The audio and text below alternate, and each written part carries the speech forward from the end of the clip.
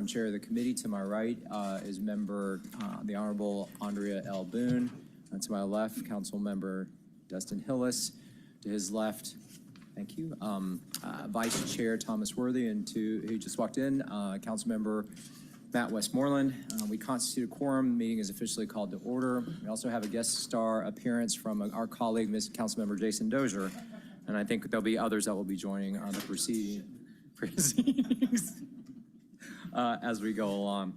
All right, colleagues, let's go ahead and keep moving. Adoption of the agenda. I will entertain a motion by Westmoreland, second by Hillis, to adopt. Let's open that vote, please.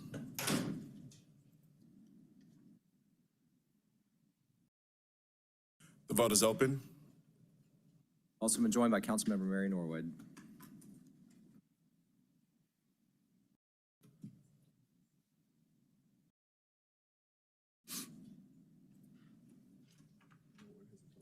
And Byron Amos. Will everyone please vote?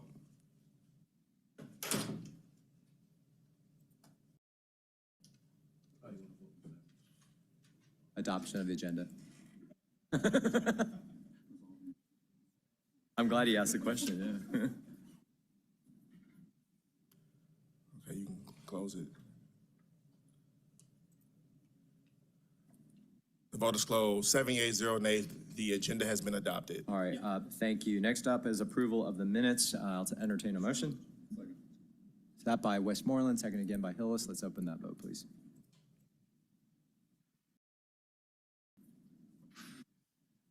The vote is open.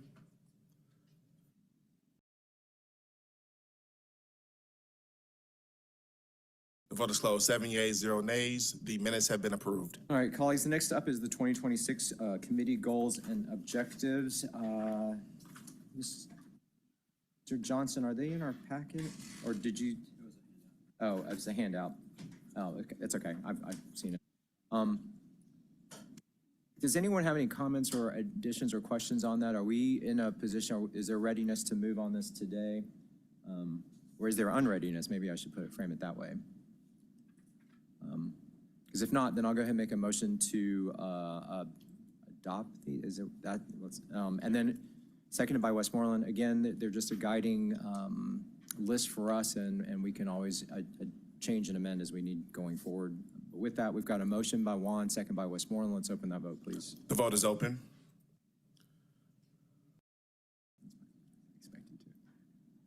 The vote is closed. 7 yeas, 0 nays. The 2026 Transportation Committee goals and objectives have been adopted. All right, that takes us now to public comment. We do have one person signed up. I also want to comment that, I'll get you in a second. After the end of the public comment, I have asked the administration to come and speak to us about the January 20th AJC article regarding the East Side Beltline Rail, our transit conversation. So we'll be doing that after we do public comment. So let's go ahead and call up Sherry Williams. Ms. Williams, you have 3 minutes. You'll see a clock on the screens behind us. And as it winds down, I'll ask you to bring your comments to a close, please. So thank you. You have the floor. Good morning. Is it? No, I have the green light on. Don't take away my time. Can someone check the mic, please? Hello, hello? Yep. Just get closer to it. Yep. All right, let's restart the clock to 3 minutes and get going. Good morning. I'm Sherry B. Williams. I'm speaking on the proposed lane reduction by ATL-DOT on Greenbrier Parkway. ATL-DOT started community engagement meetings on this topic about a year ago. The community is clear. Review the Greenbrier LCI. This was a part of that document that was discussed in 2017 and 2018 and it was approved in 2019. They want to reduce it from 6 travel lanes, 3 in each direction, to 2 in each direction with bike lanes. I'm a cyclist, but I'm against that because the LCI says what the community wants, 5 lanes plus bike lanes. We need a permanent left turn lane to help ease congestion. Most of you know that there is a proposed 1,000-unit mixed-use complex that has been approved by Invest Atlanta for the shopping center, the old Kmart shopping center, that's now the flea market that's across the street from Greenbrier. So while we want more people to cycle, we also need safety. So the other thing the community wants is the ingress and the egress to Greenbrier Parkway is a mess and has always been. So ATL DOT needs to talk with GDOT to solve that issue. We also know that the bus rapid transit hub is going to be at Greenbrier Mall. And there are 1,000 other apartment units, many of them already shovel in the ground. So if we're adding a much higher volume, we need to make sure that we can control the traffic. We live over there. Obviously, the ATL DOT people don't. And when you have meetings, you listen. We need for you to listen and execute. We are taxpayers, and we know we pay your salaries. So when we spend time in community engagement, please listen to us and execute our wishes. We've said this to the ATL DOT people. They're very nice people, but they want to do that paving project. We want them to do it too, but we want them to do it our way. Thank you so much. We appreciate you. Thank you, Ms. Williams. Next up is Cam Flowers, and then followed by Catherine Martinez. Thank you, committee. Good morning, everybody. My name is Cam Flowers. I am founder and CEO of Floreo Labs. We're a software-based company building an app called PeachLink. The reason we're building PeachLink is to support DOT and other city committees with relationship to the FIFA World Cup. Essentially, as y'all know, event congestion is going to be a huge issue come the tournament. What we're building with PeachLink is a distributed event and mobility platform to help coordinate the spreading of activity across all of the Metro Atlanta area to reduce congestion for all participants that are in the tournament. From a transportation standpoint, obviously that increases safety, but also for all of us as residents can help distribute a lot of the influx of energy and excitement that's going to be surrounding the tournament. With my time today, I just wanted to express interest in supporting the department and any committee members or folks in the audience that are interested in that sort of work with a data-informed pilot of software that can help reduce transportation liability and risk both before and after the tournament. I yield my time. Thank you so much. Thank you, Mr. Flowers. Last up is Catherine Martinez. Good morning, committee members. How are you? I'm Catherine, also with PeachLink. In parallel, we're exploring tree and food tree planting along part adjacent corridors. As living transportation infrastructure, these interventions provide shade and cooling for pedestrians, enhance walkability and comfort, reduce heat stress along key circulation routes. Beyond FIFA, the approach creates a long-term civic legacy, safer, cooler streets, and equitable access for food trees and green space. So by coordinating with DOT and parks, we can integrate these plantings with our park-based nodes, creating dual benefits: better congestion management during high-volume events, lasting community infrastructure. We'd welcome a formal pilot partnership where PeachLink nodes and living infrastructure work together to enhance transportation, safety, resilience, and community value. So thank you for that. Thank you for having me. Thank you, Ms. Martinez. All right, those are all the people from the public that have signed up. But as a continuation of public comment, now I'm going to ask Commissioner Cabanis to come up to the podium. Colleagues, just to kind of level set or preface all this, as we are all aware, there was an article in the AJC on January 20th regarding the East Side Beltline Light Rail project, a meeting and vote that was taken by the Moore MARTA Program Governance Committee regarding the status of a study that was being done on that particular project. Now, as we all know, the City Council, by means of the IGA, we are not technically and formally part of that process. So what I've asked the administration to come and speak with, I've asked the administration to come give us additional information about this. I want to also acknowledge that MARTA is scheduled to come before this committee at our February 25th meeting to do their quarterly presentation. So to the extent that there are items that we discussed today that are relevant to MARTA, we will parking lot those and then be able to have that audience with them on the 25th. So I also want to acknowledge that we've been joined by another special guest star, Council President Marcy Collier Overstreet. And with that, I'm going to turn it over to you, Commissioner, and then from that point on, we'll take questions from my colleagues as appropriate. So, Commissioner, you have the floor. Well, Happy New Year, Transportation Committee. My name is Solomon Cavanis. I am the Commissioner of the Atlanta Department of Transportation. I am excited to represent the administration as it relates to the Streetcar East, outstanding discussions. And just by way of background, the ATL-DOT and the City of Atlanta participate in the Program Governance Committee, which is also known as PGC. That is the highest level group that opines and reviews all MARTA policies, initiatives, and projects. So we meet on a monthly basis, and we make recommendations and vote on items that will go to the MARTA board. So as it relates to, and that is all within the IGA, which was established back in 2017 as part of the MARTA program.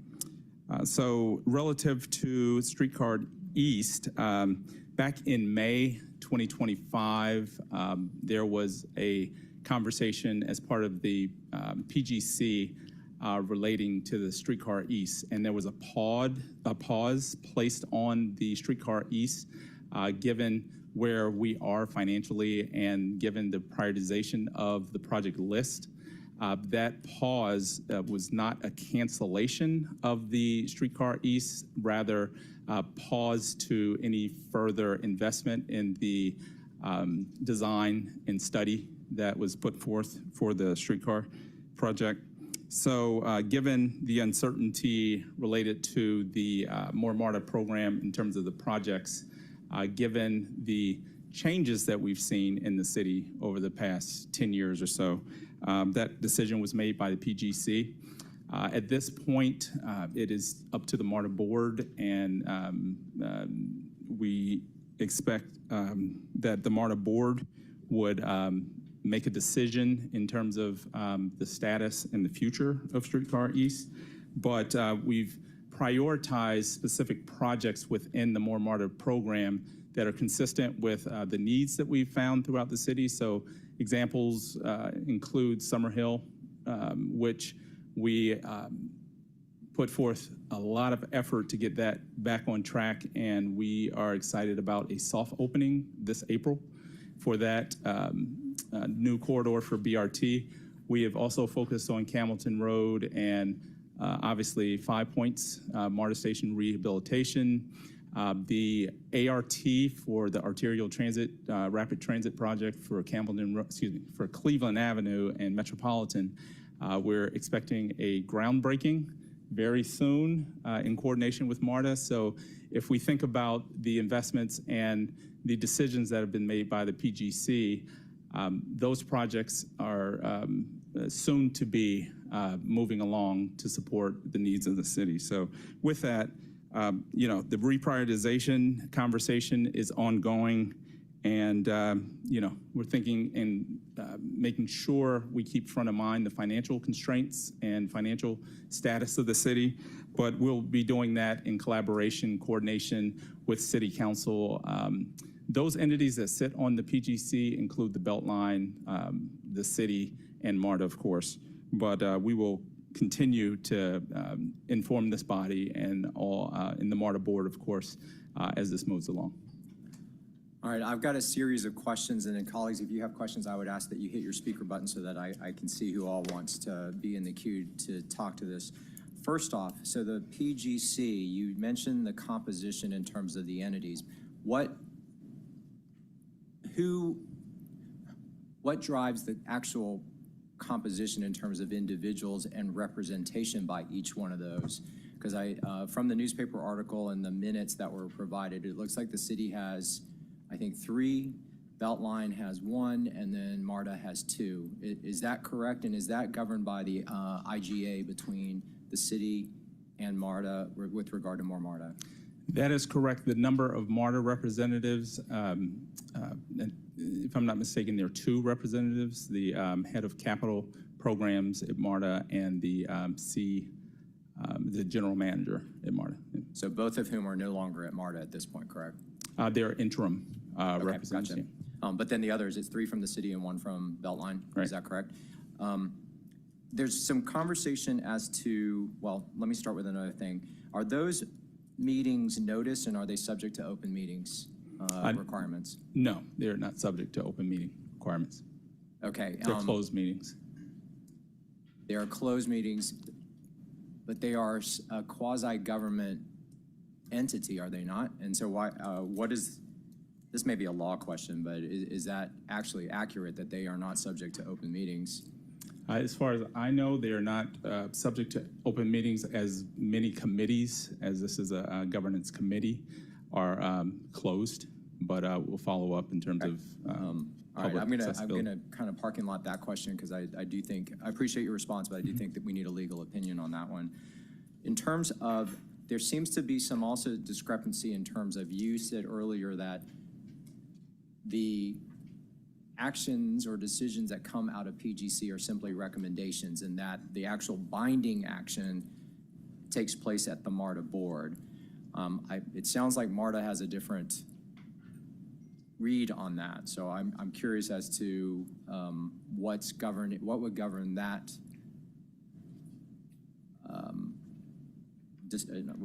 judgment or decision. Yeah, so all decisions have to be approved by the MARTA board. That is as per the IGA from 2017.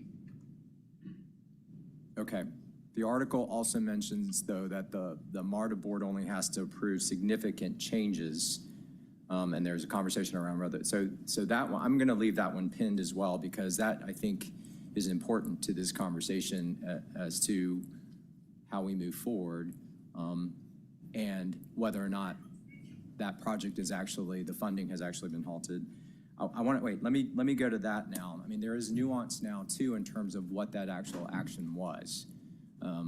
Because I think you said it was to halt additional funding on a study, but it wasn't in terms of changing prioritization of projects. It wasn't shifting funds to another project. And I also understand that the study at that point was substantively done, and that there had been drafts that had been floated that, anyway, so No, that can you is respond to correct. that? So to your point, the study was 1 month from completion, so all additional work on the study was halted and turned over to the PGC. But considering reprioritization, there has not been any additional action taken related to that. So if funding were to be shifted to another project on the MARTA list, that would be an action taken by the board, correct? That's correct. Okay, and that has not happened. That has not happened. And any reprioritization or addition of new projects onto that list would also have to be taken by the MARTA board. That's correct. Their recommendation could come out of PGC, but the final action would be at the board. Again, reiterating that City Council is not part of that conversation, so we're somewhat blocked out of that room when that dialogue happens. So ultimately, it is still those 3 same entities that you mentioned on the PGC that would be party to that dynamic, and then the MARTA board that makes the final call. That's correct. Okay. Okay. Colleagues, those are my first set of questions in terms of the article and the questions that it raised in my head. Does anybody? I don't see anybody in the queue, but I didn't know if there anybody else wanted to speak to it. All right, I do. Go ahead, Councilmember Worthy, and then Councilmember Dozier. Commissioner, I think a lot of the confusion may have stemmed from the fact that the article references that a motion was made.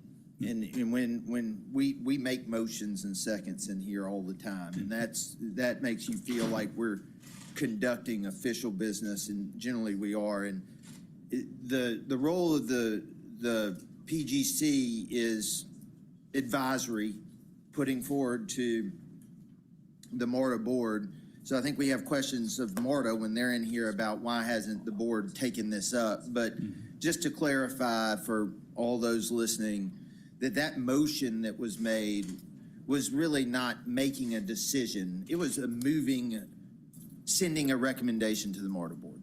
Is that a fair assessment of what happened? Yes, and that's appropriate because the work that supports the PGC is the PMT, which is the technical committee that supports. So the PGC decisions help drive the technical work that's done on the back end. So we're still waiting on action by the MARTA board, and that's a question we need to ask them of, are they taking up this recommendation from the PGC? That's correct. Thanks. All right, next up is Councilmember Dozier, followed by Westmoreland, and then back to, we've been joined by another special guest star, Liliana Bakhtiari. But Dozier, you have the floor. Thank you, Mr. Chair, and thank you for allowing me to join y'all this committee. Good to see you, Commissioner. I did have a question just to follow up on what was alluded to by Councilmember Worthy. I'm concerned because in the reporting, the work essentially effectively stopped once that recommendation came out of the PGC. And so then if this goes before the MARTA board, which hasn't gone yet, what happens if the MARTA board votes in a different way than what was recommended by the PGC? We see that all the time here at City Council where we have recommendations come out of committees and full council might feel a different way. And so the work was effectively halted last summer. And I know that's what was announced by the mayor and others that, hey, we're thinking about shifting in a different direction. But if the MARTA board hadn't approved it yet, then why was that work stopped? And if it's more of a MARTA question, I understood, but any insight you can provide on that? So there was a pause. There wasn't a cancellation. I'll reiterate that. The PGC directs the work of PMT relative to the More MARTA program. So the work that was halted was the wrapping up of the study that was assigned to be prepared and just have that information turned over at that point. But relative to stopping substantial work on Streetcar East, I'd say it was paused so that we could focus our attention and energies on some of the other projects that would have an impact. But that pause was substantial. The project was supposed to break ground last year. And so the fact that, whether it's a pause or a stop, there's no shovels in the dirt right now. Mm-hmm. And so I think that's where there's a lot of consternation because these projects are very expensive. The amount of studies that go into the environmental work, the NEPA compliance, all these sorts of things that take years to get us to the point where we have an imminent break ground and to restart the clock because we reprioritized at the last second.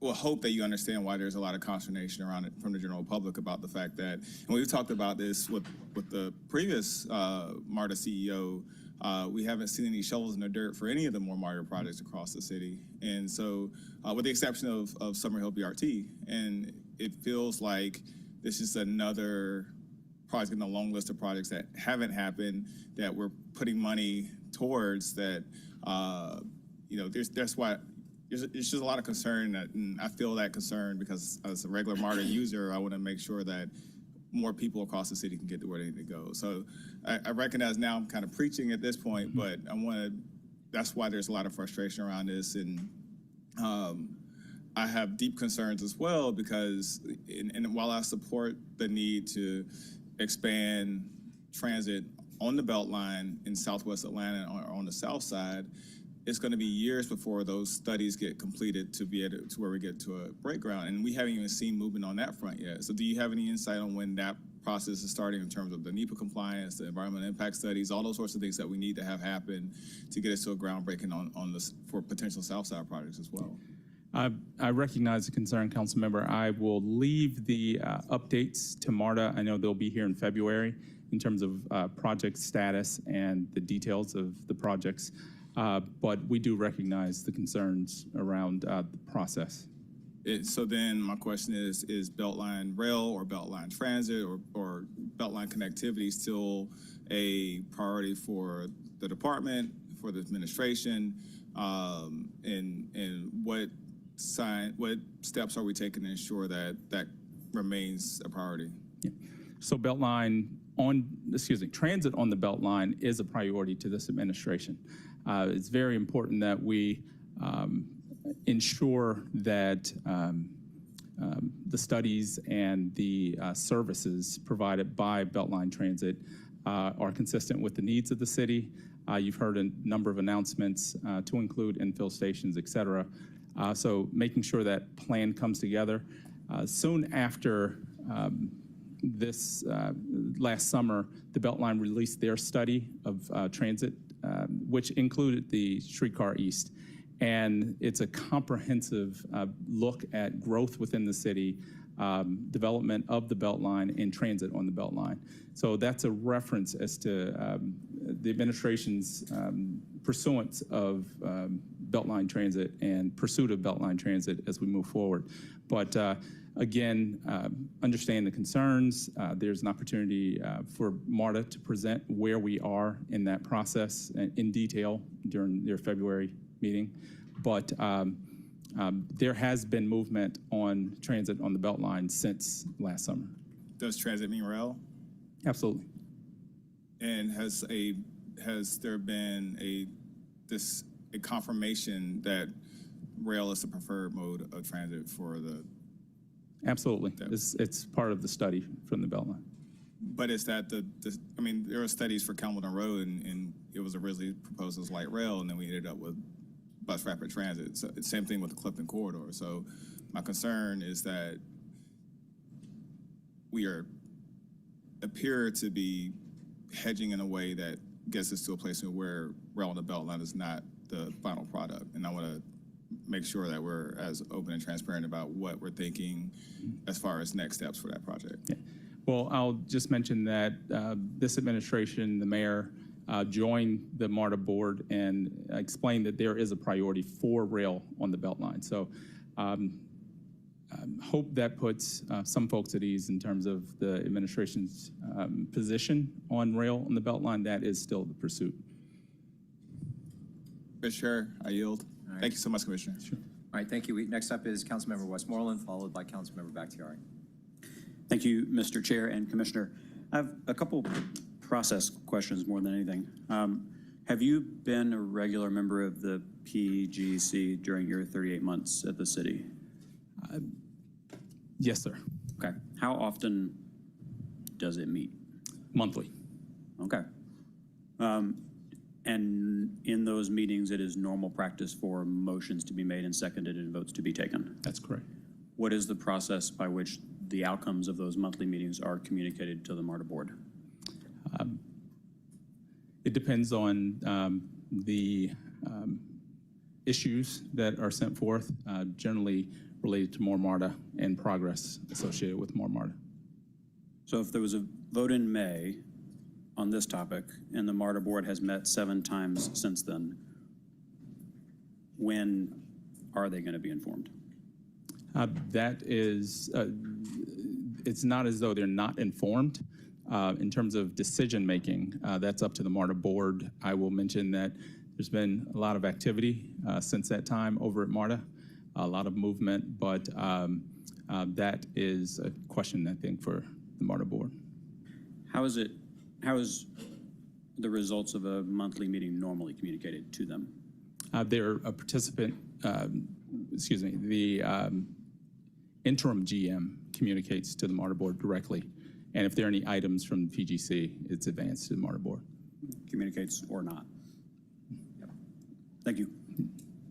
Councilmember Bakhtiari. Thank you.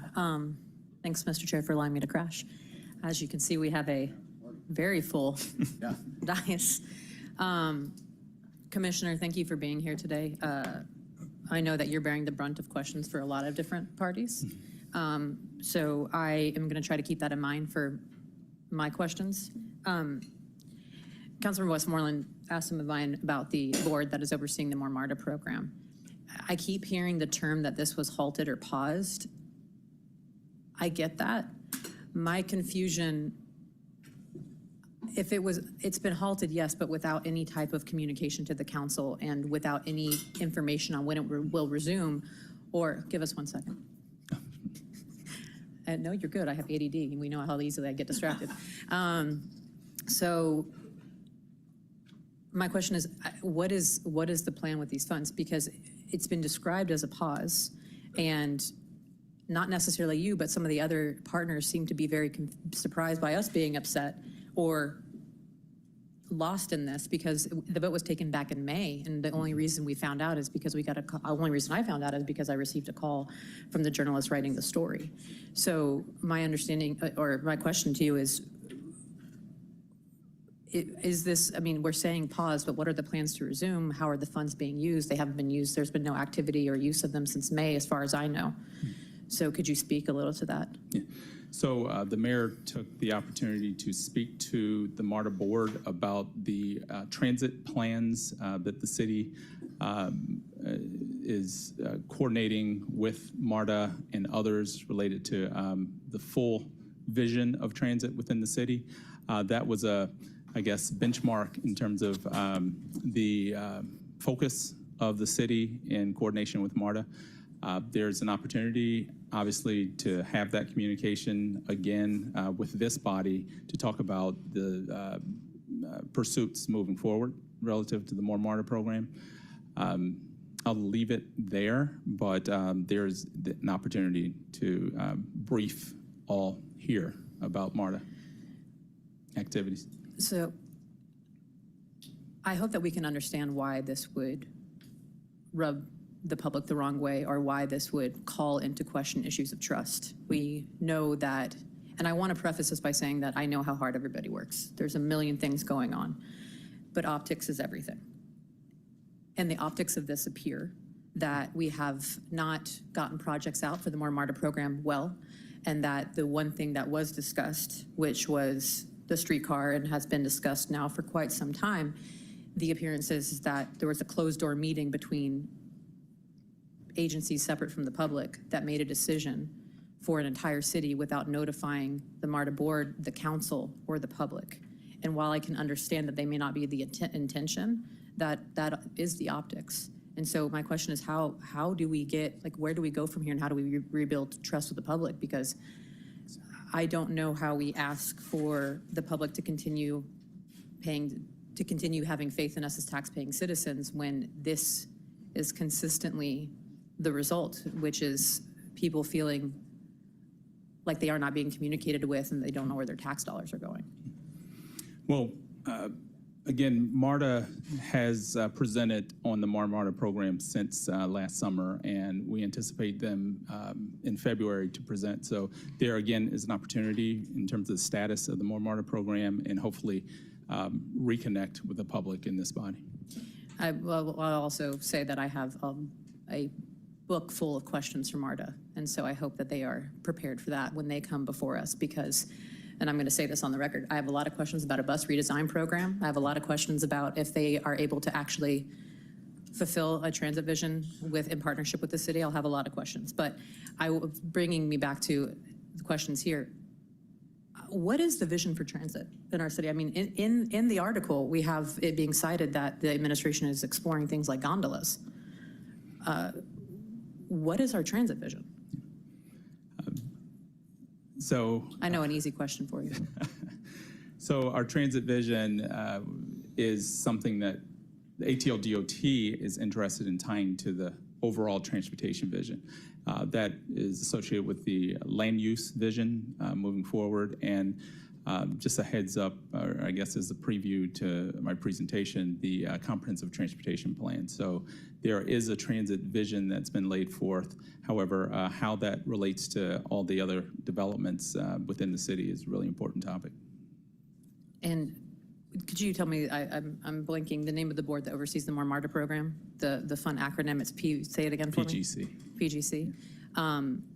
Why did they not report to the MARTA board about this decision? I can't answer that question relative to the MARTA communication. I'll make sure to ask them when they come, but okay. And so I hope that they are prepared to answer that question as to why they did not notify the MARTA board that this decision had been made. And it will also be a question I have for Beltline as well.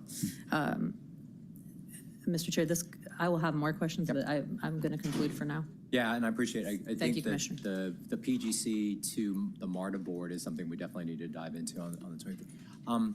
I do want to jump in. Well, I also want to acknowledge that we've been joined by Councilmember Antonio Lewis. So you're hearing disappointment from us that and I think Councilmember Amos even stated in the article that it's disappointing to learn about these things in the media. And for me particularly, now that I know that the City of Atlanta controls 3 of the 6 seats on that particular board, it's even more disappointing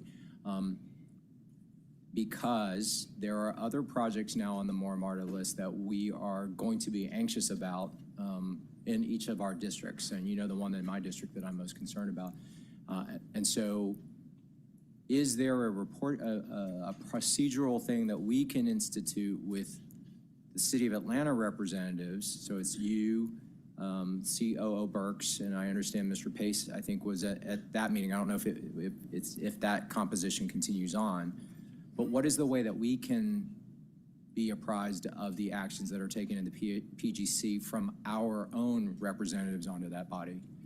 Yeah, I think that's a great question and something I can get back to you on in terms of process and cadence. Okay. And the other thing that gives me a little angst too is if they're not subject to open meetings, then we won't know in advance if any of this stuff comes up so that we can make sure that our positions as city council members and the city council as a body are reflected by the city's representatives to that. So that is something we're going to have to talk through as well. And now that we've put this particular event has put us in a defensive posture in terms of protecting the projects that are on that list for the public that voted for that list, we are going to have to figure something out going forward. So, all right, Mr. Worthy, you have the floor. Yeah, Commissioner, this is not really a question. This is really kind of a little bit of opining, so I hope you will indulge me.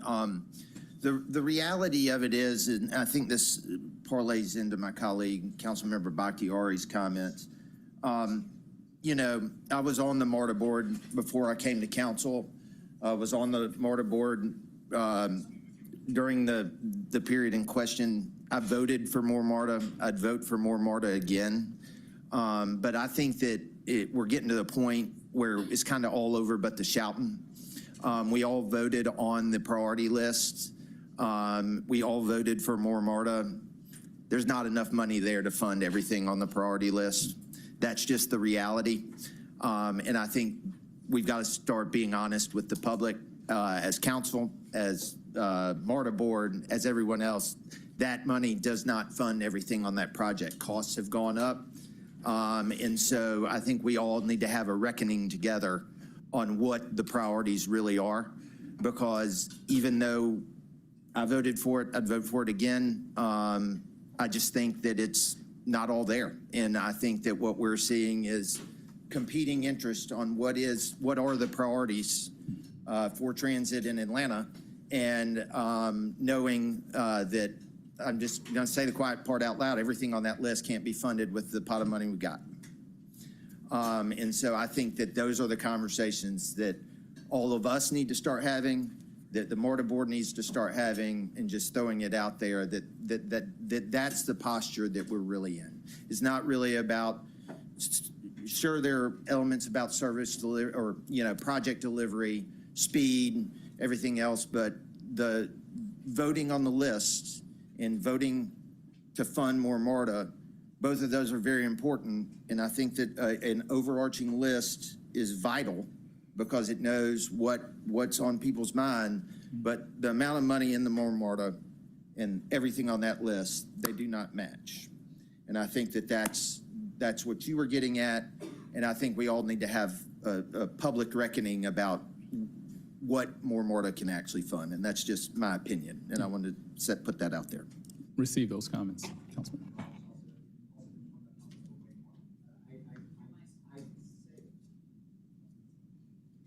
I want to acknowledge that we've been joined by Councilmember Wayne Martin, and I point this out because you see, I hope the administration and MARTA and Beltline see how many people showed up for this particular topic outside of a regular committee agenda. That should be the strongest signal that y'all receive from us today, is that there's frustration and that we want to be part of the discussion and the dialogue going forward. Before I keep going, and I know Councilmember Bakhtiari has a question, I want to see, is there a representative from MARTA here in the audience by chance? Well, all right. Yeah, I don't know if, I want to afford you an opportunity if you want to make respond to any of this, or if you want to wait until the GM is here. It would be appropriate for Marta to speak at the board meeting. Okay, so you're going to defer until the February 28th meeting. I also see representatives from the Beltline, and I'm going to afford you the opportunity if you want to come up and address anything that's been said at this point, or if you want to defer. Okay, they're going to defer to the quarterly briefing to CDHS, so I would ask when they are due to come, you might have the same audience there as well to continue pursuing this thread. I'll have chairs prepared ahead of time. Okay, and I would ask, and I appreciate Council President, when she was vice chair of this committee previously, it put out the expectation that MARTA should be, a representative should be at each one of our meetings. And I appreciate that Natalie's here. But when we know we've got hot topics like this, it might be helpful to have someone from leadership here as well. Councilmember Bakhtiari, you've got the floor. I don't know, Jill, Bryce, you look like you really want to come up and talk for Beltline, though. I'm kidding. No, yes, everyone turn around and look at them. It makes them uncomfortable. One of the things I do want to ask, and I don't know if this is a question for the chair, for who, but I would love it if MARTA, Beltline, and ATL-DOT could be in the same room, because a lot of what we get is a lot of people, like, the agencies are able to point at you and say that something is not going the way it's supposed to. And there's no way for us to fact check these things unless we are all, the game of telephone, it's exhausting, it's long, it's how we end up in places like this, because what I'm gathering is that this wasn't viewed as a serious thing, but the optics and the lack of communication and everything else has made it seem as though this was a backroom deal. And I'm understanding that that was not the intention, but again, optics are everything. But to the point of how we're sitting here and talking about different agencies and respectfully deferring, and Natalie, I completely respect that. I think that's a good idea, and bless you for standing up. But is there a way for Beltline, for MARTA, and for ATL-DOT to be in the same room for a transportation committee meeting to ask questions? Because the scapegoating game and the game of telephone is only going to continue to kick this can down the road and only allow for misinformation to continue to grow and only further the optics with the community, further worsen the optics with the community. So my question is that a possibility? I will answer that. So my intent was I wanted to keep that in our back pocket, know that we could call a work session anytime we felt it was appropriate. I know that the MARTA board has a meeting scheduled on February 12th. I wanted to see what sort of conversation may or may not happen there. And then also we've got and if we've got ours on the 25th, and if based on those next milestones, if we still felt like we needed to do that, I absolutely would be willing and ready to call a work session. Understood. I hope that does become the case, because looking at the last 4 years, it seems that it's very needed. And what I also say is, I know I'm not on this committee, but I hope one of the goals and objectives will be trying to explore a way to amend the IGA to include the council in that, because us consistently being on the outside of these conversations just is not sustainable. So, Commissioner, I really appreciate you coming and answering all these questions. I hope that you have lots of therapy lined up for this meeting. But no, truly, thank you. And again, thank you, Mr. Chair. All right, other colleagues, before we close this part out, any other questions or comments? Mr. Johnson, I'm going to get with you to make sure we've got an inventory of follow-up items, questions that we're carrying over to the MARTA presentation. And like I said, let's see what happens at the February 12th MARTA board meeting. And if we need to take additional action after that, we will as a committee. All right, thank you, Commissioner Cavanaugh. Don't go far, because the therapy that Councilmember Bakhtiari suggested that you get, you'll probably need more after your quarterly presentation. So that is next on the agenda. Colleagues, you should have a copy of that. Did you know? All right, so Commissioner Cavanaugh, are you doing the presentation?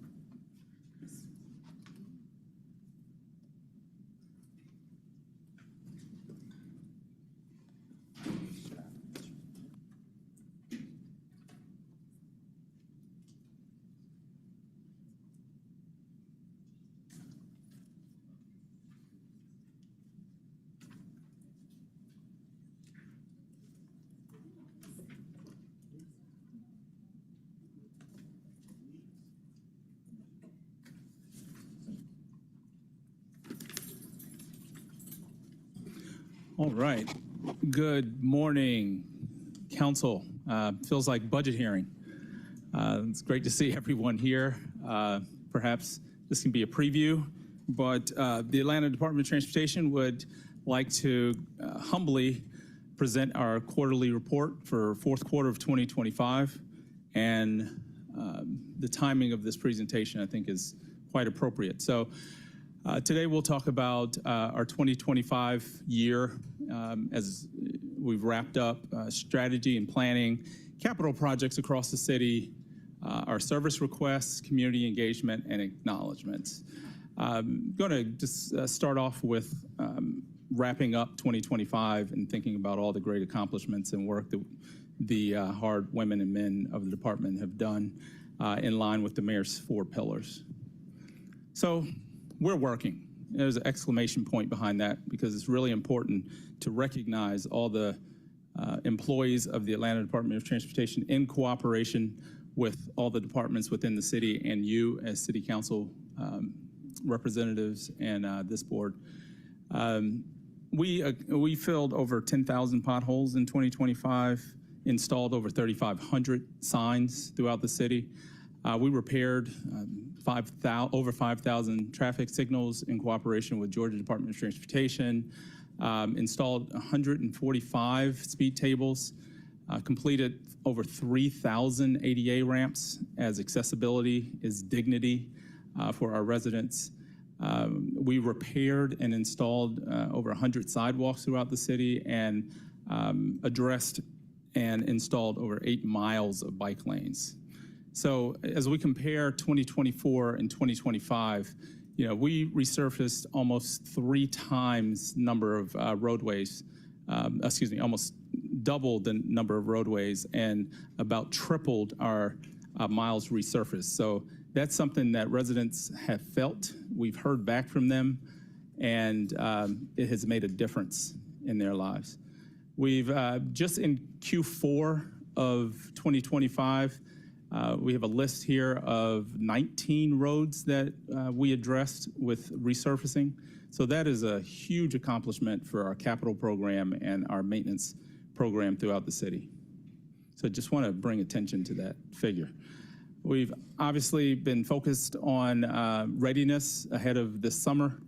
We have our lighting, resurfacing, traffic signal improvements, wayfinding program, sidewalks, and ADA ramps, which we're repairing in the downtown area, as well as improving safety and mobility.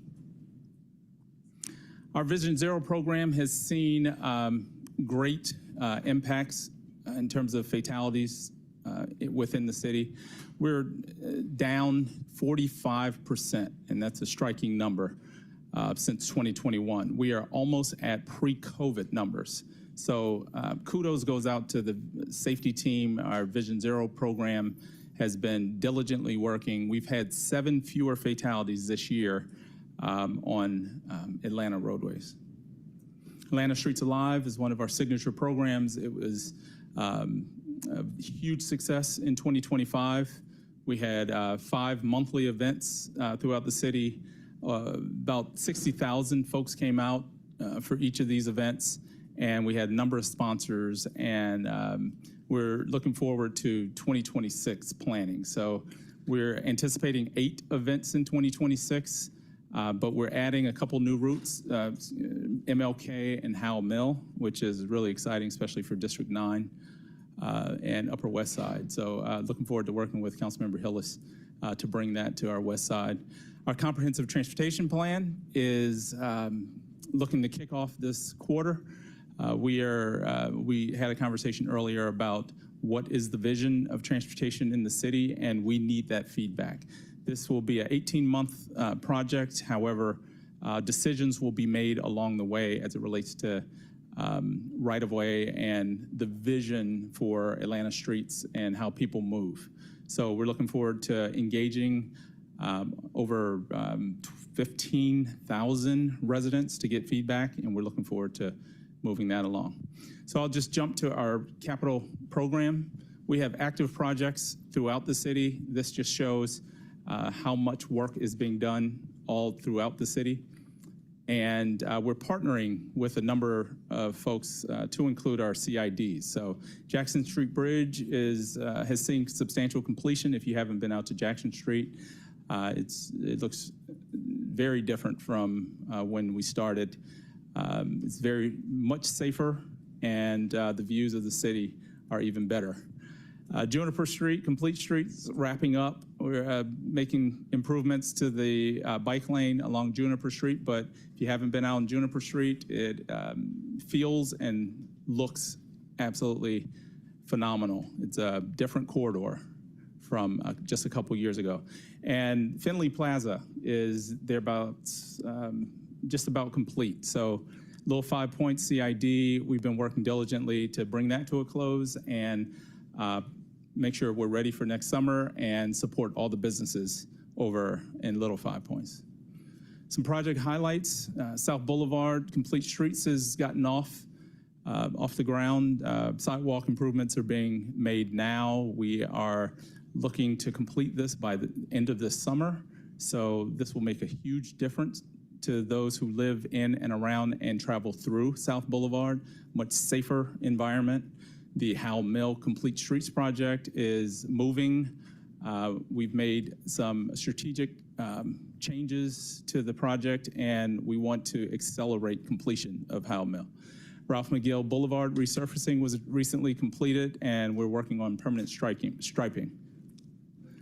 So I'll flip over to our status in terms of what we've committed to each program. So our Moving Atlanta Forward program, we're about 20% or just over 20% along with our MAF program. Our Renew project, I mentioned we'd be sunsetting Renew, so we are over 80% complete with committing all of those funds and making sure we get all of the discretionary funds spent for each district. Our general capital improvement program is moving along, and our ARA bond work is the downtown work that I mentioned earlier. So collectively, we have about a $1.5 billion program. Each of these respective programs within our capital program are very dear to us. It's making a difference, and it augments some of the paving and the general maintenance that's ongoing. This is just a chart that explains our projections as we move forward through 2026. The orange line speaks to the overall spending that we're planning in 2026 or committing in 2026. The blue line speaks to the 124 projects that we have ongoing. And I'll just go back to this slide and explain that the slope up to Q4 2025 is relatively flat, but as we're going out to construction with these projects, you're seeing that slope change and the acceleration of work getting done. These charts just share where we are in the program in terms of this phasing of our work. In previous meetings, I mentioned that we are pursuing a new approach to getting shovels in the ground. So as often as possible, we are focusing on planning and scoping and getting those projects directly into construction, whereby we'll work with the contracting community to see what they can do in terms of supporting us from an engineering and design standpoint. And procurement has absolutely changed with our IDIQ focus. So the procurement times have been cut to a fraction of what we saw in the past. And this just speaks to our capital delivery program and our ARABON program.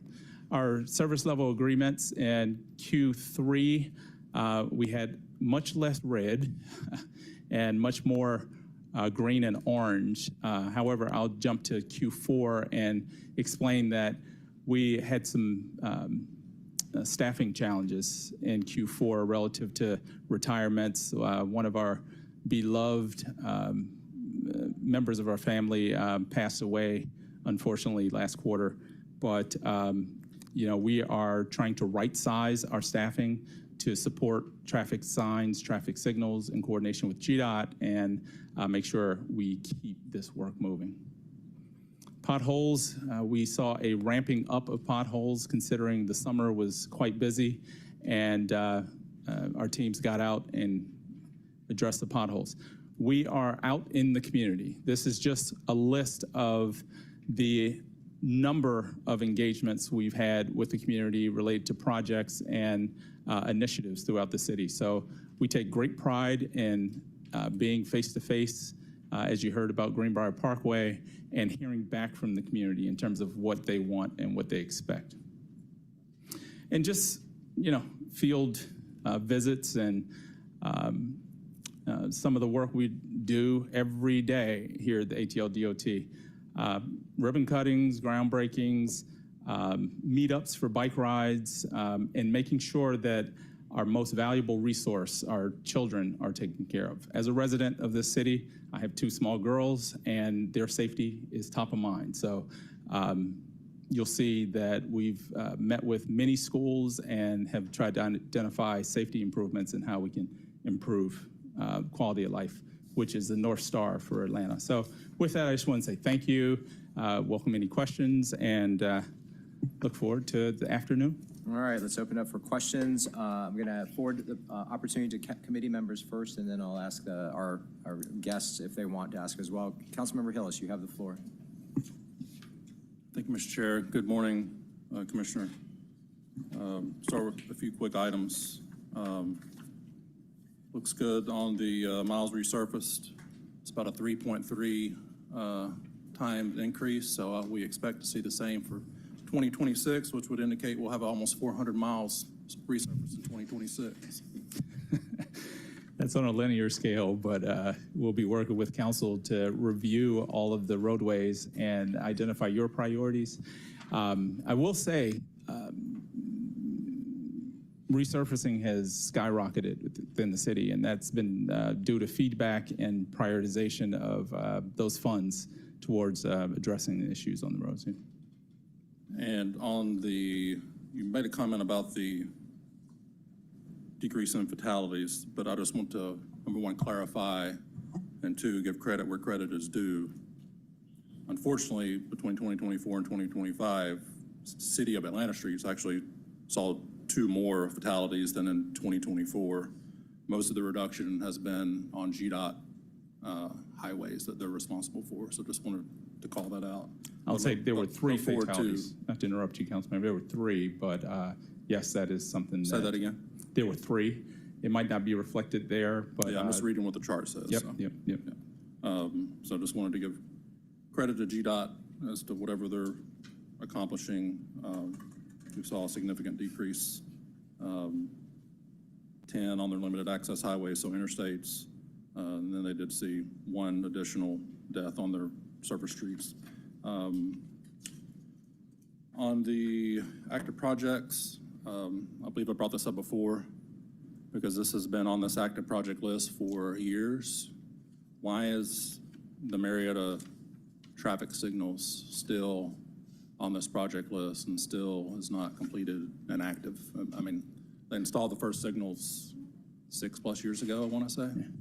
Yeah, there have been some improvements through through the SIGOPS program with GDOT, also fiber installation that have kept it on the list. But also these corridors are linked, so there's work associated with other projects that keep some of these projects on the list. Can't close them out entirely. On, as you know, my favorite subject is SLAs. So number one, thank you for providing those of the past Q3 and Q4, but it's very colorful and not in a good way. There's lots of red, just going from Q3 to Q4. 7 numbers went up, 13 went down, and you went from having 6 red to more than double that at 13 in the red. So on the Q4s, given there are many more, I'm just going to go through each of these, and I want to know what the challenges are. So I'm going to start with the emergencies, which I've called out before multiple times at different meetings. The 2 items on here that are labeled emergency have some of the lowest on-time ratings. Emergency signal repair at 13.2%, and emergency repair of replacement signs at 30%. What is the continual challenge there, and why are we not rapidly and seriously addressing that? In the past, we've talked about the resetting of our SLAs, and I've committed to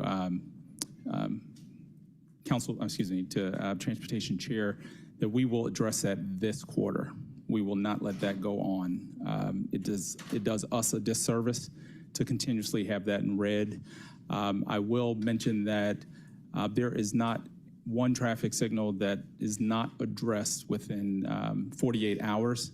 It's just the reporting time for when we get it. The SLA has it for 24 hours. So there's a definite lag in terms of the reporting of the data. So that by Q2 will look absolutely different. Okay. New streetlight studies. And while we're on streetlights, what has changed? Number one, address the reason it's in the red, and 2, what all has changed with GDOT as to who is responsible for what? So our streetlight studies have slowed down because the Light Up the Night program has come to an effective end. However, we're still working with Georgia Power to support us. There's just I guess a gray area in terms of moving forward. So once we work that out with Georgia Power, we'll get those studies back up. I'll just mention that we've been working with GDOT and Georgia Power, whereby we negotiated a deal such that Georgia Power would make the conversions of all of the lights on interstate highways and arterials to LEDs.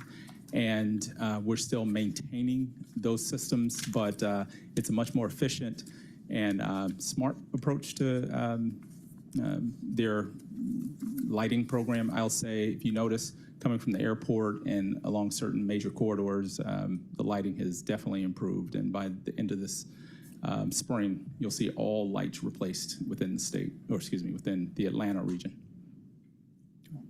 On pavement markings, I don't know that I've seen a street other than the new ones that are getting resurfaced, restriped in quite a few years.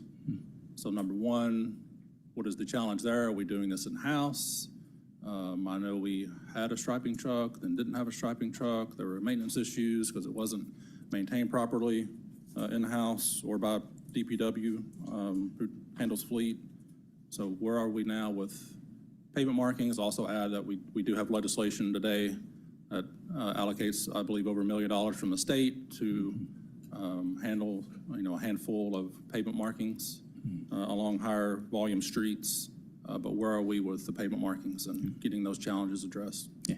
So we went through the data over the last year and recognized that we have to improve our capacity for pavement markings. What we've done is, as many other jurisdictions have done, we've gone out and contracted for pavement markings, but the value in that is to addressing all the spot repairs, potholes, et cetera, along those routes as well. So you'll see, one, I gotta recognize we need to do more work in District 9 related to pavement markings, but also the contractors are going to be supporting us. Well, they have been. We actually initiated that contract for contractors to support pavement markings throughout. And so do we have in-house? We do, marking we do, options, sorry. or is it all contracted? No, we have in-house forces, but given the needs that we found from the asset inventory process, we recognize that we have to improve our capacity, which is why we brought on contracts. We have a large striping truck, or is it, or we just address the smaller, like stop bars and things like that? We have in-house forces that can address all markings, but obviously the city needs a lot more. And on to an issue that I probably get the most complaints about after potholes, which, as we've discussed before, 80% of those aren't potholes, they're non-repair DWM repairs. Street name signs. One of my own experiences that I continually ask your department over 3 years to replace a street sign. And I've been on some communication over the past 2 days about someone who has tried for the past year to get a street name sign replaced. So what is the issue there, and how are we addressing that? So we unexpectedly lost our one of our sign techs, and we're diligently pursuing filling that. However, again, we've gone out to the contractors to see if there's any support they can offer for street signs. And if you have any specifics, please send them over. We'll address them. On the bridge repairs, what's the issue there? That SLA is at below 50 at 45. Yep. So we've also taken an opportunity to use our enterprise funds to address some of the bridge maintenance challenges. That is not reflected in those numbers, but it's a more efficient way of addressing our bridges. Obviously, in District 9, we have substantially more bridges, and we'll have contractors out doing the work because we have the funds within our enterprise capital program. And on the required bridge inspections, do we do those in-house and then relay those to the state, or do they have state inspectors that do those? Yeah, the state does. They perform bridge inspections on a biannual basis. So they go out and they provide the reports to us, and we verify the reports. Understood. So I believe I probably speak for all of us when we hope to see a lot of improvements and less red in your next quarterly report. And, I know it needs to be done somewhat, but I hope we just don't quote unquote fix it just by moving the goalpost and making the SLAs longer. We need to address the in-house staffing challenges, some things we need to contract out for to get these delivered quickly and efficiently to our customers and residents. So thank you. Absolutely. Thank you, Mr. Chair. Councilmember Westmoreland. Thank you, Mr. Chair. 3 quick questions. Can you provide an update on the expected timeline for announcing the micro-mobility contracts? So that is in procurement currently. What I can say is by summer, we'll have a new contract, a new vendor or vendors out on the street. The legal definition of summer, which is June 21st, or before the World Cup? Before June 21st. Okay. And then one of the things on our agenda today is 26-0-1079, which attaches the parking benchmarking and parking cost recovery memos, and then we're going to hold it for a public hearing. I don't know how long that's going to take, but my question is, are we going to wait for that public hearing and for adopting this legislation before issuing the RFP for parking? No. Why not? We don't need to hold that. It just helps establish our parking rates. However, we can get a vendor in to support the parking program, and it's only a positive or plus to our parking program. So There's no benefit to having that adopted first? Or what benefits could there be to adopting it first? there's a market benefit. So attractiveness relative to the rates going up and potential revenue balances. However, we know, given the existing rates, that it'll only be better for the parking community, but they're watching the same way as everyone else this meeting. So we're also signaling to the community, the parking community, that Atlanta's the place to be. Oh, well, some of us want there to be less parking. Go e-bikes. But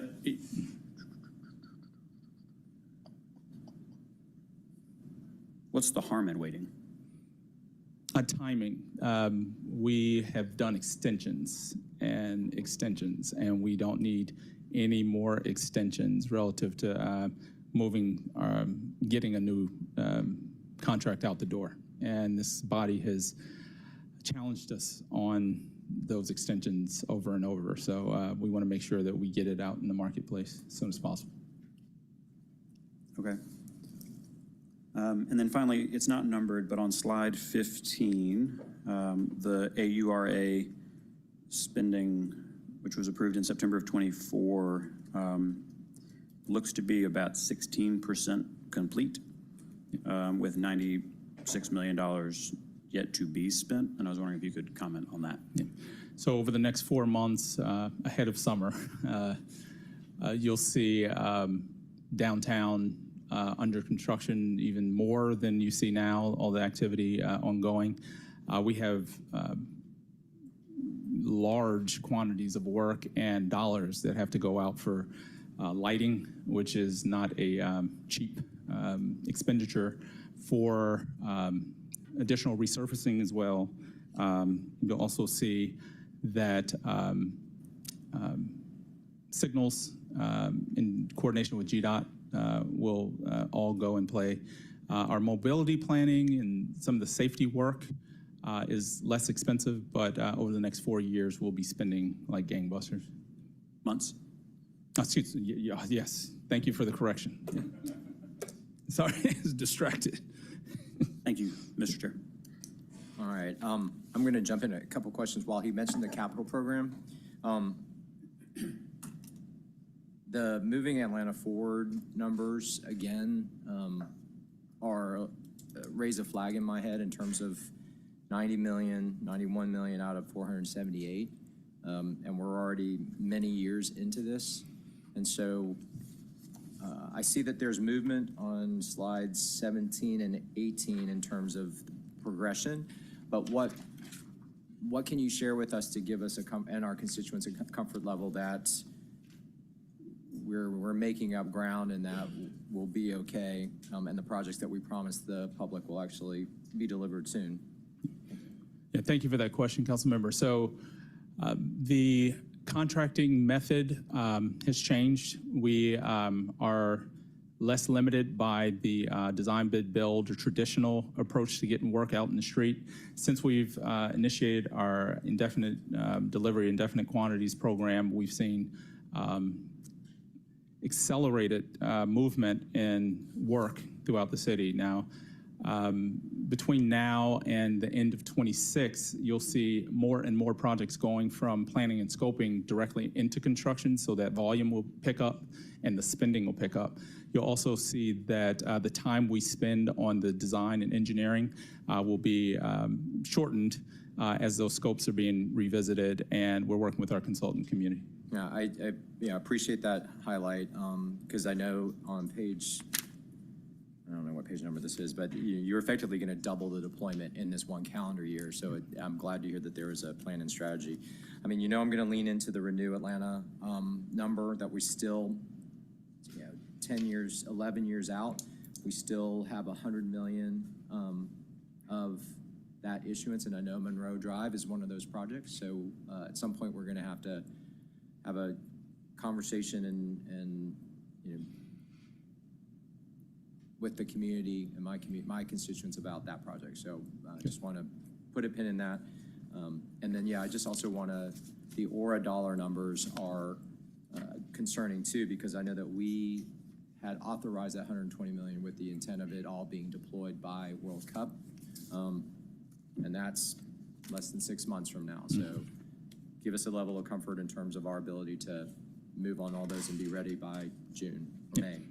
So again, the type of work is not cheap. We have considerable work ahead, and we have everything in place to go ahead and start that work. We've actually started the work.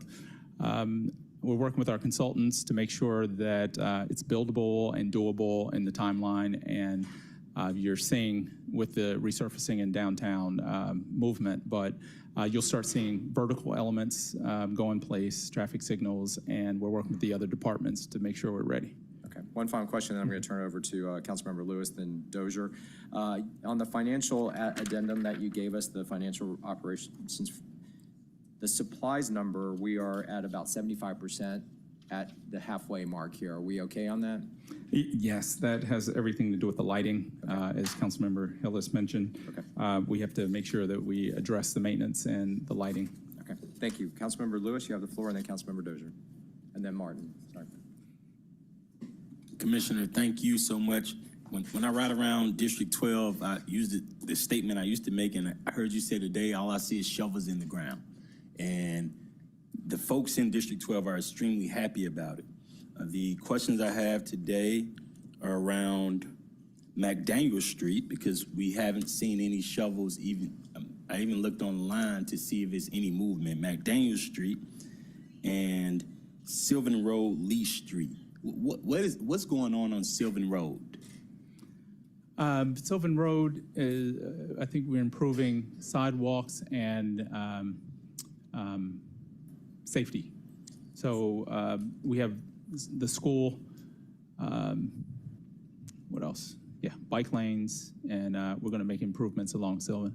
And so my hope, I know that we worked together last year. I know there's a lot of stuff going on, but we weren't able to meet and talk to the community about all these amazing things. Like, I know what's going on Sylvan Road. Most of it came from discretionary horizontal funding, so I know. And the community wants to know as well. Like, I know that the sidewalk goes from 166 to Lee Street. I know that we have a new Safe Routes to School program going over to protect the kids at Sylvan Hill Middle School. I know all that stuff, but I would love if we can get the transportation department to come out and actually do some community meetings to talk about some of these amazing things that are going on. Another thing I want to talk about was this weekend, 2 weeks ago, I had the amazing opportunity going over to Oakland City, one of my new districts, a new portion of my district, and putting some nails in the ground. I got to cut up some concrete by putting nails in the ground, and one of the biggest issues that some of our volunteers had is a very simple issue, I hope, the striping. The volunteers, they had to do the striping, or they're waiting on somebody to do some striping, and I wanted to know if ATL-DOT, if we have amazing organizations like the ones that were helping the people in my community this weekend, and it's a volunteer fully project where we got $10,000 grant from Propel, and everybody on the ground is volunteer. Even the council person is volunteering on this project. Can we get ATL-DOT to at least do the striping to make sure that we're in the lines? Sure. It's something we can talk about and pursue. That's as part of our, as part of our tactical urbanism program, we've tried to find funds and support, but I'm going to let John Saxon speak to it. Sure. Good morning, everybody. John Saxon, Mobility Planning Director, ATL-DOT. Yeah, for the Merrill Avenue project, we were able to do the striping to give the community kind of the space to which they could enhance with the tactical piece. The only thing that we're waiting on for that project is, as a part of the network redesign improvements that MARTA is doing, is that they're going to build the sidewalk right there at the bus stop. So that sidewalk, curb ramp striping for the crosswalk is going to come within the next few months. And we were blessed and lucky to have our striping done, but the biggest issue, and some of our folks who were there, they volunteer every time we do these projects. Yep. And they wanted to know if they can find somebody to help with striping, just to make sure they're in the lines up front. Yeah, I think for future projects, I think we can look at opportunities where we're, coordinating capital projects and the neighborhood has the opportunity to layer in the tactical urbanism improvements, that's something that we can definitely look at for future projects. Please do, and thank you again. And last on the list I wanted to talk about, when I looked at the spreadsheet, I see Pryor Road, still named Pryor Road. If you can, change that name to the Honorable Michael Langford name. Yes, sir. Thank you. Thank you again, Commissioner. And just a quick note, John, Sylvan Road resident. That's why I'm super excited about the Oakland City project as well, and about the work he's doing, because when you talk about Sylvan Road, I know you're the expert for it. You live in that area, and we've been able to find and make sure we pay for this the right way. So super happy about what's going on the west side of District 12. Yeah, so that project is going in February 16th is the start date for Sylvan Road. What about Brownsville Road? So Brownsville Road, that's the east side of District 12. Yeah. And we use discretionary funding similar to that to get Brownsville Road done. We know it's a state road. We know the state was never going to put the sidewalk on Brownsville Road, and we use discretionary funding to get that done. Same thing as Jonesboro Road. I recommend, Councilmember, we sit down and go through. All right, thank you again. Thank you, Mr. Chair. Commissioner, good to see you as always, and continue to see you. Just a couple questions. The first one is for Peachtree Street, the mid-block crossing that we've been talking about for the last year. I appreciate what you shared as far as all the different community meetings y'all been participating in. How soon can we get a community meeting to talk about the mid-block crossing at Peachtree Street, since there's a lot of public interest in seeing that project getting completed? Yeah, I'll have staff coordinate that in the near future. Okay. I know we did the resolution as a body last summer, or to have the restriping completed by the end of last summer. I know that project has been hardened since then, so the sooner the better on that, since there's a lot of public interest on that. The other question I had was, I have a couple of projects that are moving Atlanta forward, base projects that were federalized, one being Central and Pryor, the other being the Lee Street Trail. What are the statuses of those projects, considering there's federal money tied to them, and how soon will we see either design work completed or community participation in feedback, considering that there's federal money attached to it? Yeah, so we don't anticipate much of a slowdown on the Lee Street Trail. There is considerable federal money associated with that, but we still can move it along. As well as the Central Michael Langford and Pryor work and Central. That is moving forward. We met with the consultant, Alta, just recently, and they're making great progress with it. The timing of it is particularly interesting because of our resurfacing back from university. So we're looking at designs that bring it all the way from university and potentially down Michael Langford. So that's moving along without a hiccup. If you can share any preliminary design work with me as soon as possible, that would be great. Central Ave or Shirley Clark Franklin Boulevard is how I get to City Hall every day, and it'd be nice to be able to bike to City Hall more confidently, knowing that we have protected bike lane along that corridor. Last question I had, I know you shared with me that there's some redesign work that was happening on MLK, at MLK and Ted Turner, with the new viaduct that was reestablished last year. I'm largely saying this into a microphone because folks have been very interested in seeing that redesign work completed. So the sooner y'all can share that redesign work with me would be greatly appreciated, so we can get it out to the public as well. Sure thing. You've noticed all the work on MLK leading up to it, even in the intersection of Forsyth.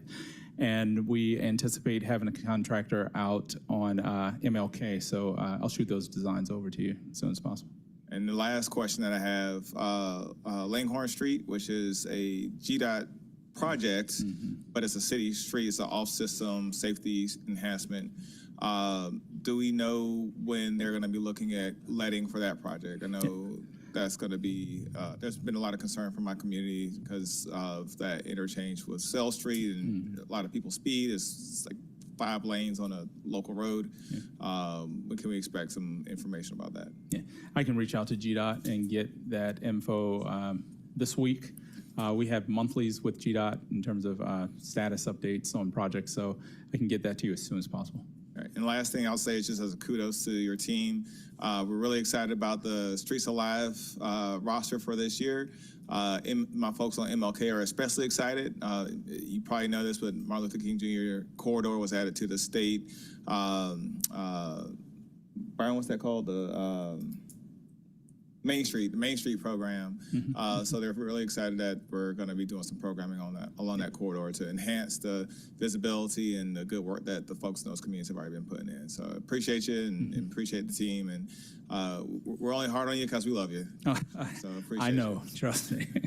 All right, thank you, Ms. Sherry. Yeah. Yes, sir. Very quickly, start off with some thank yous. I'm still riding high off of the paving of Boone and Lowry. And we know Westlake is next, so thank you for that. But speaking of Boone, I know we had to work with some of your other colleagues in different departments. What is an update from Boone, from Lowry to the Beltline? That's the only piece that's left. Yeah. So February, short answer. Okay, good enough. I believe you. Lowry, north of Boone, Lowry to Donald Lee Hollowell. Have we figured out how to? Yeah, so we have some legislation that has to go in to appropriate funds. For some reason, it was taken out during the original project, so we're putting it back in. So I'll give you a schedule of the legislation and the timing for, the contractor's actually ready, so it's just about the crossing the T's and dotting the I's and making sure the money's there. If we got a contractor ready, let's go. And then the last thing, Streets Alive, thank you for that. I do have some concerns about it because looking at the route, going from the Beltline all the way to Broad Street, the very nature and demographics of the city change if you just walk that corridor. Want to be sure, especially with some of the main corridors left over, Northside Drive, Lowry, that adds natural blockades to everyone enjoying the whole strip. So just bluntly putting it, I want to make sure we put energy into this not being a South Downtown event, and that the entire ML King corridor benefits from the event. And Councilmember, that was the motivation for bringing Atlanta Streets Alive over to the west side, is to make sure we get the energy up and include more as part of the program. So thank you for those comments. All right, thank you, Mr. Amos. Commissioner, you can exhale now. Appreciate both the. Sorry, Mr. Martin. I know Martin not looking like, but. Sorry about that. Yep. Should have looked at that. Mr. Martin, you have the floor. All right, mine are very quick. I just want to know where we are today with the Cascade Complete Streets being complete. If you can give me a percentage. And then I also want to just implore a meeting with you and your team to further discuss things that we may not be able to go into today with that project. Yeah. So we're at 98.7% of Cascade Complete Streets. There's some fiber that we're running with the utility. I will mention, we've heard from the community about site distance and other concerns, so we're trying to address those while we still have the contractor available. You'll see those detour routes being paved over the next couple months to address the detours. Is Adams driving that listing? Let me check. Okay. Yeah, Adams, let's have a conversation. All right. Yeah, I hear where you're coming from. But huge success, success. Okay. And then, but I do want to definitely have a meeting. I can't do it all here. I'm not even on the committee. So I'm thankful to the chair for allowing me to take a little moment of privilege. And then the other question is a little more in depth. I'm hearing about the plan to sort of reduce the lanes and add bike lanes on Greenbrier Parkway. The 2019 LCI, the Greenbrier LCI that passed, the community asked for, I think you all are proposing to go from 6 to 4. The community asked for 5 lanes, which are two in each direction, and sort of that left turn lane to ease traffic flow. And so we're concerned that with the number of new multifamily sites that are coming on site there, as well as 2819 Church and lots of other sort of traffic drivers, that will not be suitable. And so what we want to do is kind of see if we can get back to the table, because if we think about the further issue that's caused where the ingress and egress getting on and off of 166 from Greenbrier Parkway. I think we need to have a more comprehensive conversation about that plan to make sure that we are addressing the community's concerns there. I ride that corridor frequently, and I'm not sure if the ADOT's plan will really serve that area well for what's, not just for what's there, but what's coming. Okay. Thanks for those comments, Councilmember. I'll mention that we'll loop GDOT into the conversation for that intersection. I grew up going off to Greenbrier off that exit. Thanks. Also, comments today were heard loud and clear related to Greenbrier Parkway. We have one more meeting scheduled, and we'll make sure we get feedback, but we're going to do what the community needs. Sure. So any anxiety or concerns, we're going to address those and make sure Greenbrier Park, very familiar with all the development happening there, the Barge Road, how traffic will increase, and also APS. So we'll make sure we follow up with you. And we're scheduling our sit-down. I'm looking forward to it. Yes, sir. Thank you. Yes, sir. Thank you, Mr. Chair. Thank you, Mr. Martin. All right, Commissioner, now you get to exhale. Sorry about that.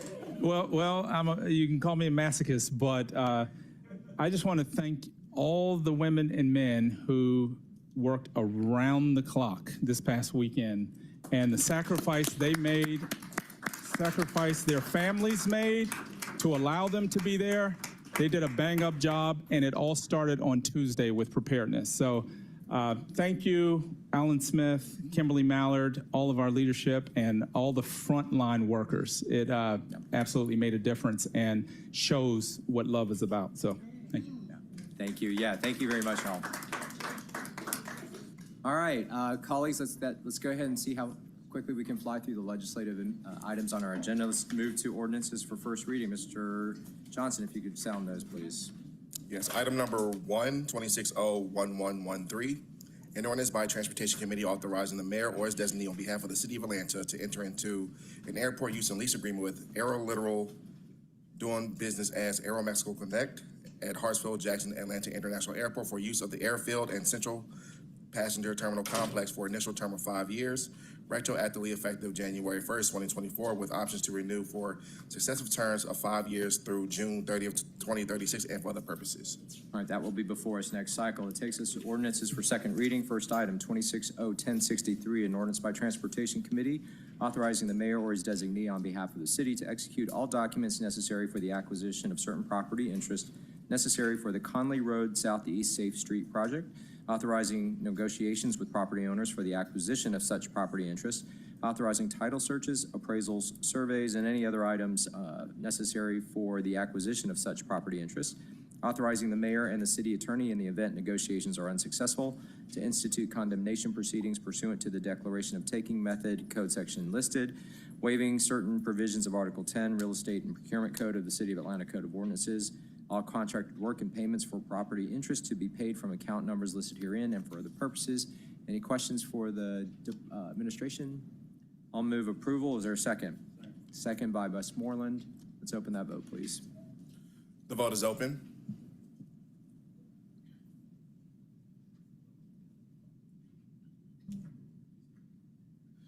The vote is closed. 6 yeas, 0 nays. This item is favorable. Next item, 26-1064, an ordinance by Transportation Committee authorizing the Chief Financial Officer to pay all invoices to Hasbin Construction LLC under completed contract number listed, sidewalk widening for Deering Road over Interstate I-75 on behalf of the Atlanta Department of Transportation in an amount not to exceed $154,946.30. All contracted work to be charged to and paid from various fund, department, organization, and account numbers listed herein and for other purposes. Any questions from my colleagues? There's a motion from Boone, seconded by Norwood to approve. Let's open that vote, please. The vote is open. The vote is closed. 6 yeas, 0 nays. This item is favorable.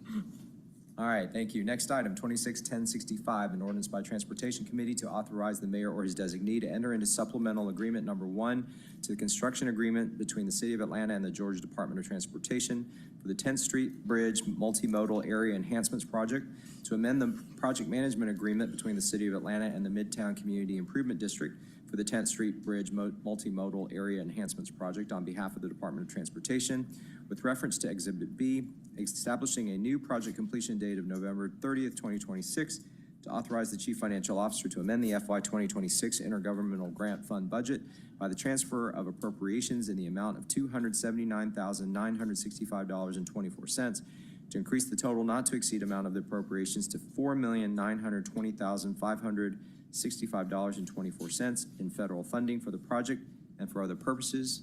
Any questions? I'll move approval. Is there a second? Seconded by Amos. Let's open that vote, please. The vote is open. The vote is closed. 6 yeas, 0 nays. The item is favorable. All right, next item is 261066. Colleagues, there is a substitute in your packet that does change the caption. I'll read it in and move to bring it forward. It is a substitute ordinance by Transportation Committee authorizing the mayor or his designee to ratify the City of Atlanta's submission of an application for the 2026 Local Maintenance and Improvement Grant, LMIG funding, through the LMIG application system from the Georgia Department of Transportation for street resurfacing projects in an amount not to exceed $6,658,743.05 and for other purposes. Move to bring the substitute forward. Can I get a second, please? Seconded by Amos. Let's open that vote. The vote is open.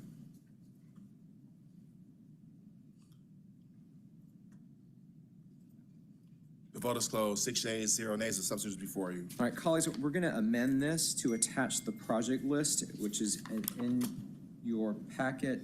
Actually, there are two of them. There is the LMIG proposed project list, and there is a restriping list as well. So I'll move to amend. Mr. Chair, you don't have to make an amendment to include the resurfacing list and the Already in recycling the list. You can just substitute? incorporate it in substitute. That was previously. Got it.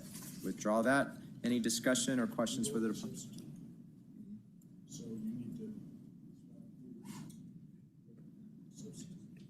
Well, per the parliamentarian, will make a motion to amend to include the, Right. Yeah. We do have to attach it, right? It's not in the substitute. Was it in the substitute? I believe we're going to incorporate it in the substitute. It was already incorporated in the substitute. But since per the parliamentarian, since the substitute was approved for just the funding increase, Okay. we'll just make an amendment to attach the two lists. The motion to amend holds. There was a second by Worthy. Let's open the vote to amend, please.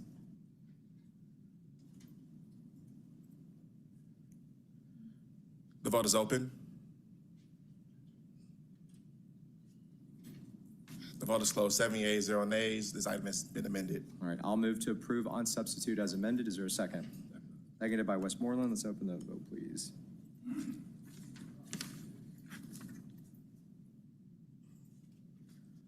The vote is open.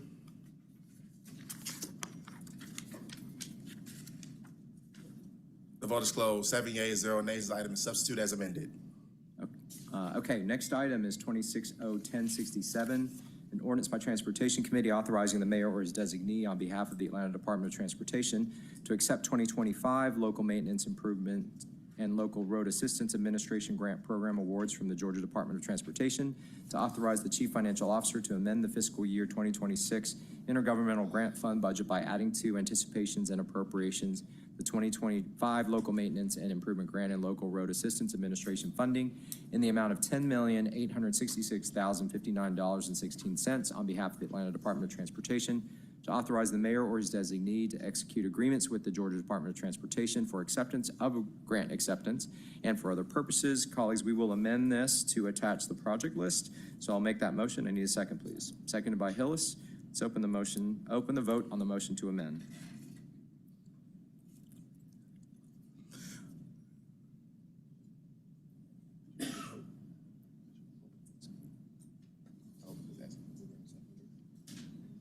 One moment.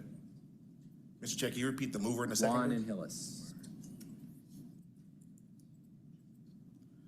The vote is open.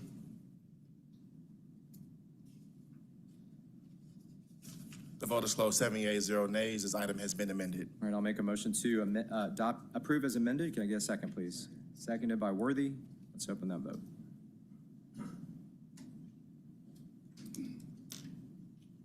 The vote is open.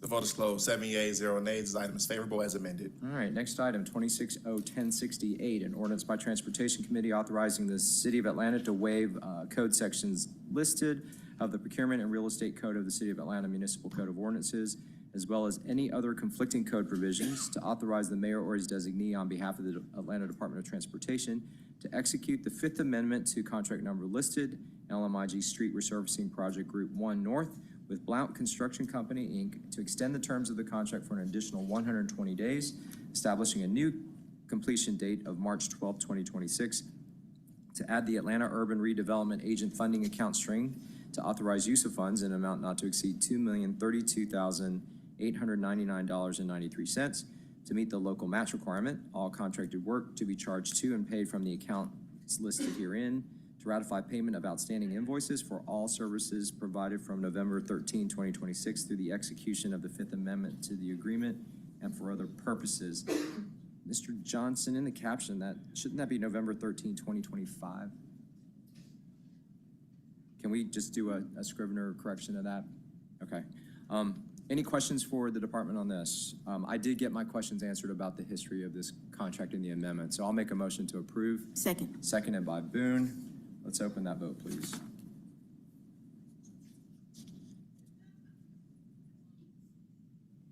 The vote is open. The vote is closed. 7 yeas, 0 nays. This item is favorable. All right, next item is 2601069, an ordinance by Transportation Committee authorizing the mayor or his designee on behalf of the City of Atlanta to enter into an airport use and lease agreement with Challenge Air Cargo Limited, covering the use of common facilities and the transportation of cargo at Hartsfield-Jackson Atlanta International Airport, effective from January 15, 2026, with the option to renew for successive terms of 5 years through no later than June 30th, 2036, and for other purposes. I'll move to approve. Is there a second? Seconded by Amos. Let's open that vote, please. The vote is open.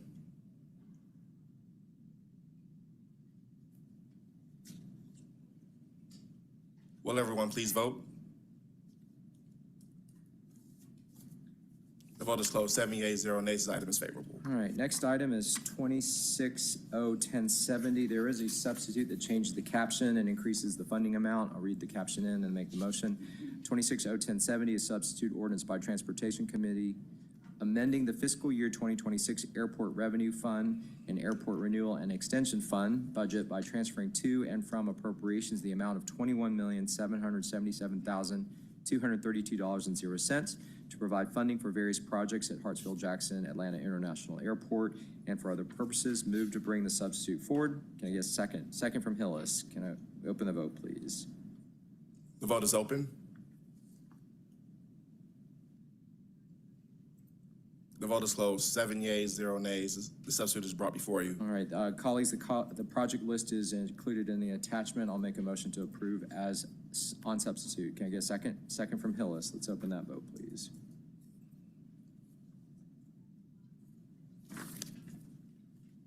The vote is open.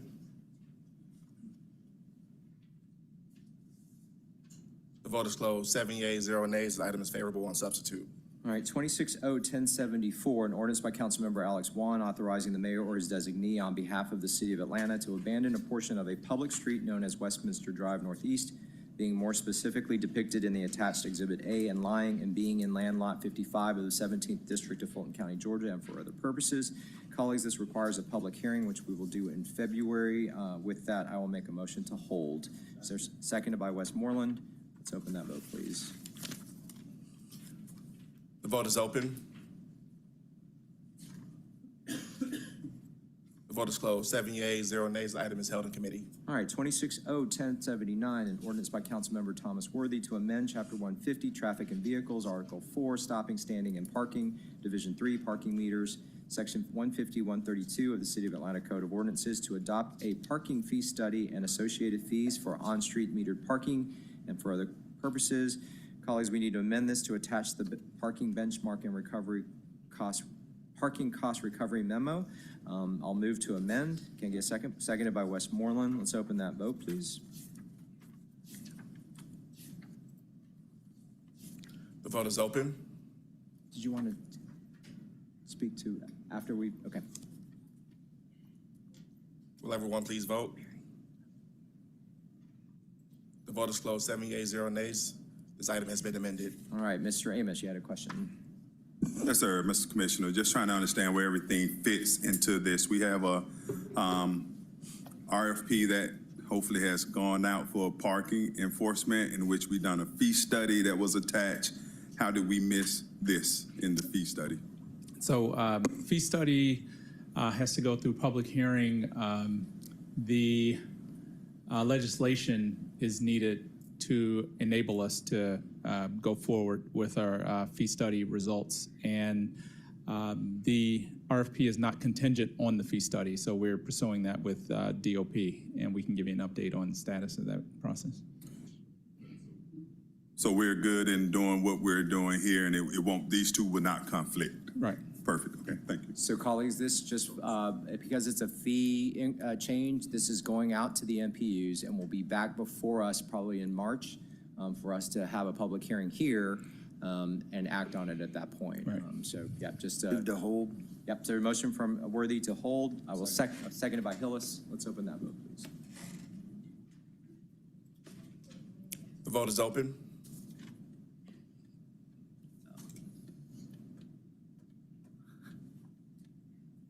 The vote is closed. 7 yeas, 0 nays. This item is amended and held in committee. All right, that takes us to resolutions. Colleagues, if there's no objection, I'd like to take number 12 and 14 together.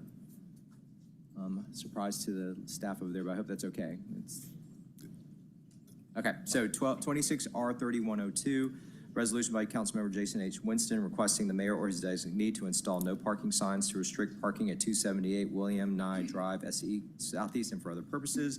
And 26R3110, a resolution by Councilmember Liliana Bakhtiari requesting the mayor or his designee to install traffic calming devices on Hardy Street Northeast between Hutchinson Street and Mason Avenue Northeast in order to reduce speeding and for other purposes.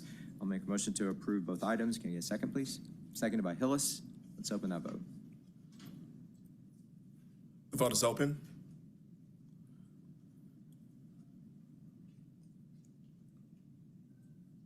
Will everyone please vote? The vote is closed. 7 yeas, 0 nays. These items are favorable. All right, next item, 26R3109, a resolution by Councilmember Liliana Bakhtiari requesting the mayor or his designee to install traffic calming devices on East Lake Drive between Westfall Road and Memorial Drive Southeast in order to reduce speeding and for other purposes.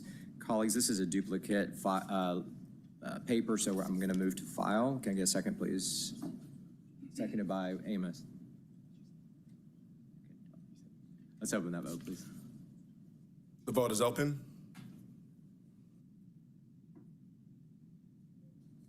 Will everyone please vote?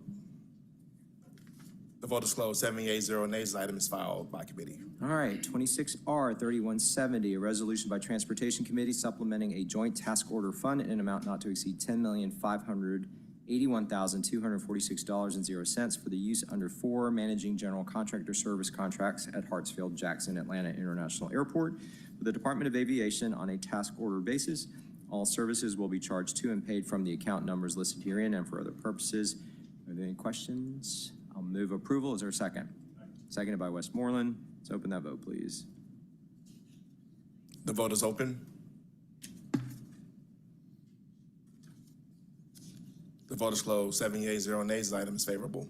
All right, 26R3171, a resolution by Transportation Committee authorizing the mayor or his designee on behalf of the City of Atlanta to execute an encouragement agreement with MCI Metro Access Transmission Services, LLC, for the installation and attachment of a 2-inch galvanized steel conduit to House 96 count fiber optic cable on and/or underneath the Lennox Road Bridge over North Fork Peachtree Creek in the Lennox Road right-of-way located at or near 2572 Lennox Road, Northeast Atlanta, Georgia 30324, and for other purposes. I think this is all together, all intact. I'll move approval. Is there a second? Second. Seconded by Boone. Let's open that vote, please. The vote is open.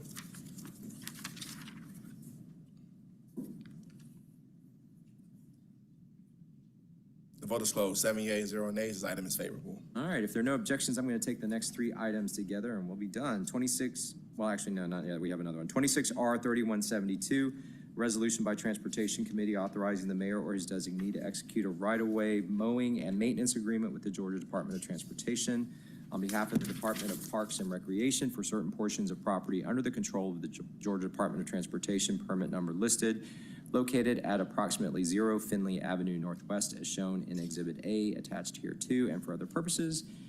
26R 3173, a resolution by Transportation Committee authorizing the mayor or his designee to execute a right-of-way mowing and maintenance agreement with the Georgia Department of Transportation on behalf of the Department of Parks and Recreation for certain portions of property under the control of the Georgia Department of Transportation, permit number listed, located at approximately 0 Northside Drive Avenue as shown in Exhibit A attached here too, and for other purposes.